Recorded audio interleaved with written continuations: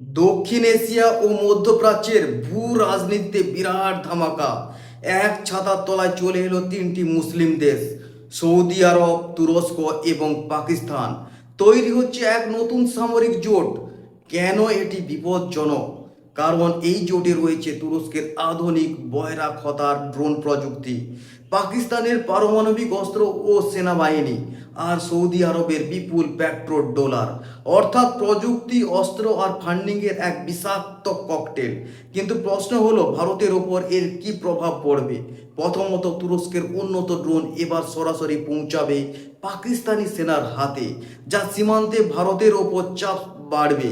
দ্বিতীয়ত, চীনের belt and road initiative এর সাথে এই জোট যুক্ত হলে ভারতকে ঘেরাও করার চক্রান্ত গভীর হবে। তৃতীয়ত, কাশ্মীরের মতো আন্তর্জাতিক ইস্যুতে পাকিস্তানকে সমর্থন দেবে তুরস্ক ও সৌদি। তাহলে কি ভারত চাপে? একদমই না।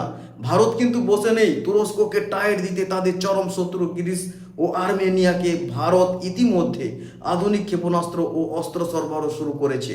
আর সৌদির সাথে ভারতের অটুট অর্থনৈতিক সম্পর্কের কারণে সৌদি কখনো ভারতের বিরুদ্ধে প্রত্যক্ষ কোনো পদক্ষেপ নেবে না।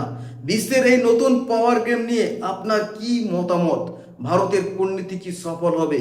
কমেন্টে জানান। আর এমন সব ইনফরমেটিভ জিওপলিটিক ভিডিওর জন্য ফলো করুন, সাবস্ক্রাইব করুন। জয় হিন্দ, বন্দে মাতরম।